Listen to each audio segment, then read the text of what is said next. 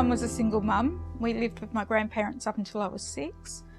When I was in primary school, I attended a local Sunday school and went to a kids club on a Friday night, and every year we used to go down to West Beach and all the different kids clubs from around South Australia would be there, and it was just really fun. However, when I went to high school, I stopped doing anything religious based, and I had a pretty rough life at home with my stepfather. He was an alcoholic and very violent and verbally abusive as well. I ran away from home 3 times, and the 3rd time he wouldn't let me back. So I had to live with my grandparents. But even living with my grandparents, as great as it was, I still ran away from there. So I was sort of always running. I started going to a church when I was about 18, but that was for the wrong reasons, so I got out of that. And then I guess I got into a really very dark stage in my life. I met someone, moved to Western Australia because I wanted to run away from Adelaide, thinking Perth would be better, and found out I was pregnant. And that partner drank, and he was addicted to drugs as well. Down the track I had another son to him, so I had 2 sons, and I lost custody to him because I did something stupid, and I got into drugs. Then I got off them. I moved around Australia quite a lot.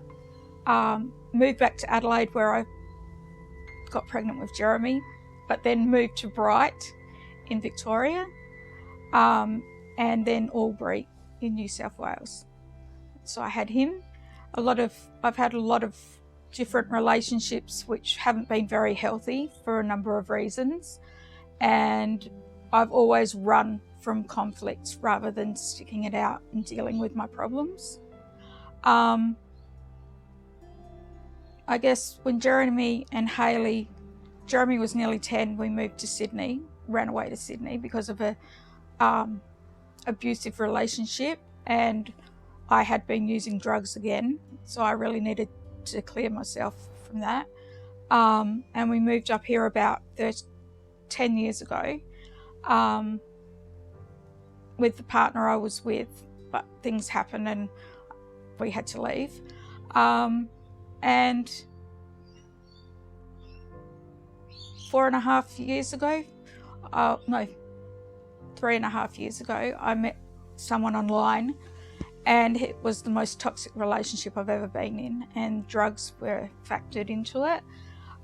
In that time, my grandma had gotten sick and had an aneurysm, and she was really, really sick, and I couldn't go to Adelaide to visit her because I don't think she would have wanted me to remember her that way. And before she died, that relationship was over. So I did a lot of soul searching, and she died on Anzac Day, and that Christmas my grandpa came to spend Christmas with Jeremy and Hayley and myself from Adelaide, and Hayley invited us to go to Sandy Beach Baptist Church with her as she was singing in the music team, and we went and for a visit, and it was just great. And from then I felt a great peace come over me when I entered the church, and everyone was so friendly and kind.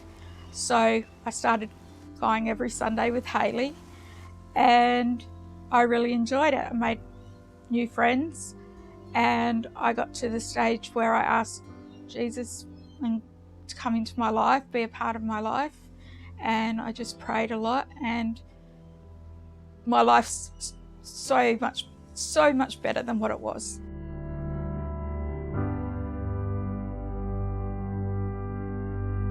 Well, there's no chaos.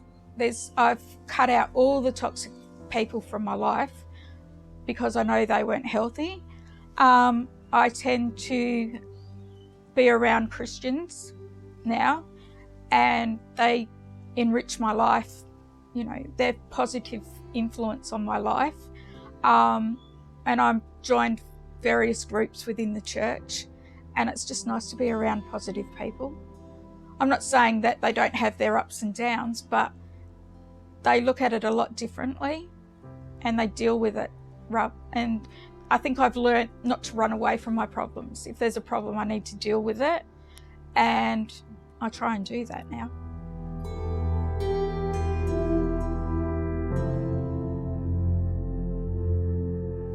I enjoy going to the church, obviously, every Sunday, but I also like being a part of the craft group, because we knit and crochet.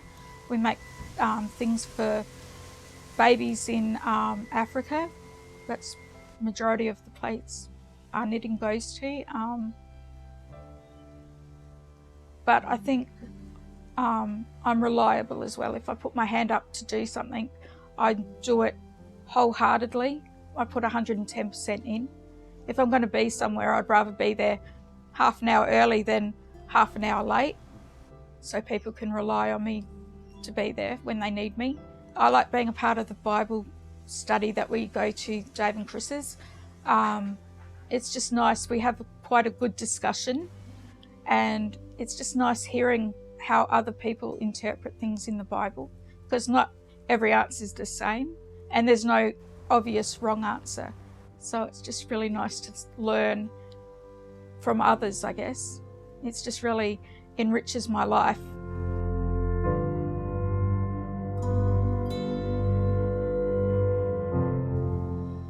What I love about Sandy Beach Baptist Church, obviously, is the teaching, but it's the people who come every week, and, you know, they just make you feel good. Everyone's there, obviously not now for a kiss and a hug, but in previous to the COVID-19, you know, people would come up and give you a hug and kiss and ask how you are.